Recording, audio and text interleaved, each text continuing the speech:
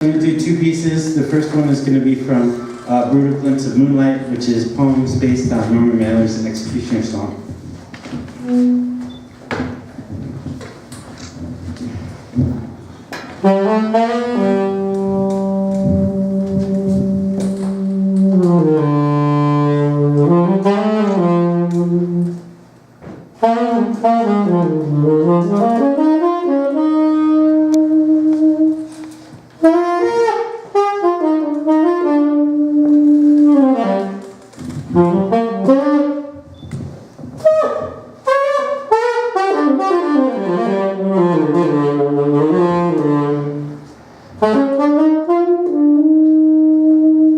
One more uncertainty to carry around. Jumped on a plane, virtually paralyzed by the idea of change. Toked a couple, got blasted, stoned out of his head, and that was a beautiful thing. There was a magnitude to the job. You couldn't go on with it. The total had to be well over 1,000 pages. Progress stopped.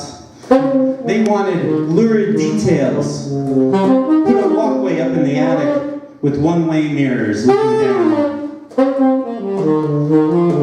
You had to be paranoid. That papist prick there in the fucking restaurant had lost the only thing of real value he ever had or known. Ought to be a used car salesman. Sure had been in show business. Intellectual and not streetwise. His main theme was sexual. Didn't know from karma. Coming down, everything started to get unreal. The culture, the softness, it was war. Had never seen the light. Real psychos and zombies in the throes of brainwash. Thought all this was fascinating. Didn't hear it on the tapes.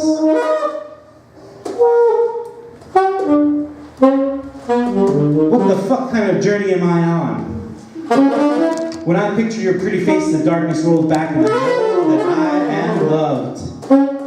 I see beauty and strength and love that doesn't have any bullshit to it. I love the vein in your forehead and I love the vein in your right tit. I remember one time when we were fucking and we were really bucking up against each other. Didn't miss a chance to touch you on your sweet little cunt. It was no short, quick thing. The offer was better than catnip. We're going to be happy. It had given Betty an uncomfortable, even frightened feeling. In the throes of brainwash, she thought all this was fascinating. Didn't make love or nothing. Quite a closeness, far out on the other side of sex, as if it were her soul taking the trip rather than any juices starting to flow. It was as if they stood on a ledge, and sorrow was as light as all the air below the fall. That was pretty good.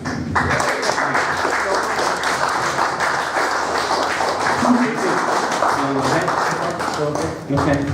So what I wanted to do to end is, this is David Meltzer's book about the Beat generation. It's called Beat Thing. I went to the Jack Kerouac School of Disembodied Poetics, which was started by Allen Ginsberg and Anne Waldman and Diane DePrima in 1974. And I've read a lot of stuff about the Beats, a lot of the books about them, and been fortunate enough to meet a few, hang out with a few, or whatever. So it's a big part of my life. I'm saying all that as a preamble to let you know that I think this is the best book on the Beats that I've ever read, David Meltzer's book on it. And part of the reason is that he tries to fill in the blanks on the many, many thousands of words that have been spilled on the Beats by talking about its connection to Judaism. So this is a part about poetry and jazz, which is something that I love and which David Meltzer also does and did very well. And so we're going to give this a shot now. Okay, what was poetry and jazz all about? How was it done? Who did it? Did it really make it? Why? Nobody knows its origins. Claiming to be its progenitor, Rex Roth says he did it in Chicago with Jelly Roll. in the late 20s, early 30s. Ruth Weiss claims to have started in 1946 in New Orleans. Rachel Lindsay in the 20s, Boomale Boomale. Daniel Jazz. Scanners say it started in the caves, moving across Shirim, Bible plains into Kawali singing Sufis, fanning gut strings, Duende Cante, troubadour courts, into great balladeers across winter drifts to Schoenberg and Louis Armstrong's amnesia-inspired Lasso Lelia.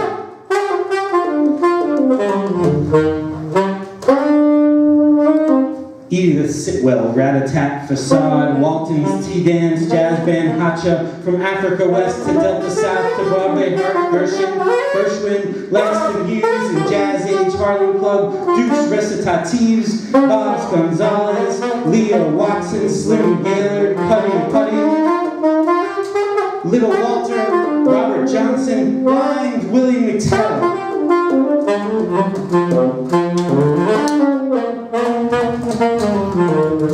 Where does it start or end in the music of the words and the words beyond words?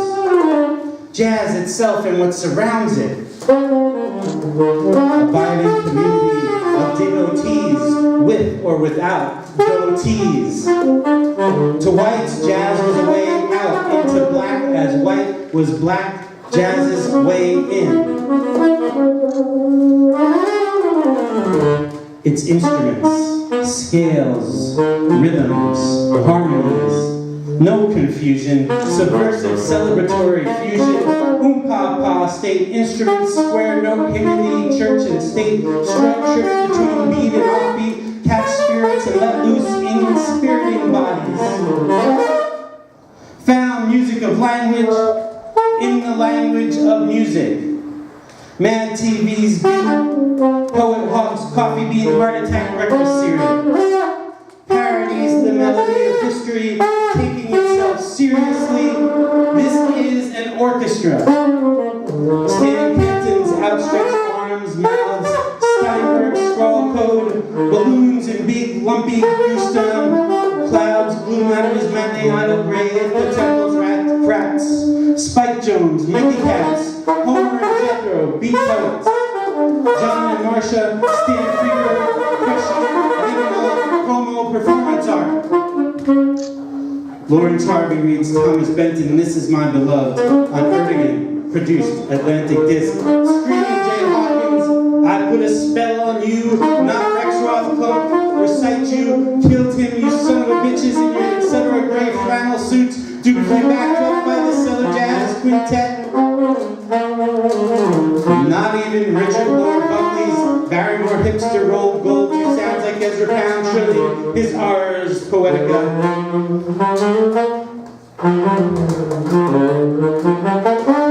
Yes to Lenny Bruce, Jew Boy. Yes to Jack Kerouac, Lumberjack. Knew what others didn't know about swinging.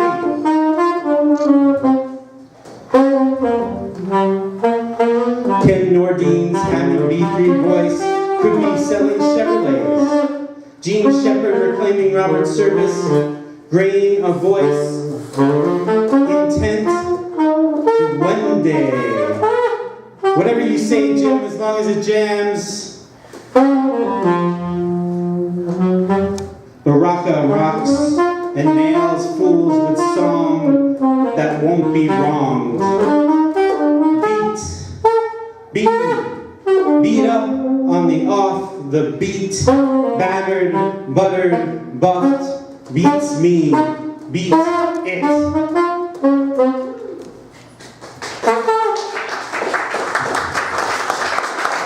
There's Todd Burbank.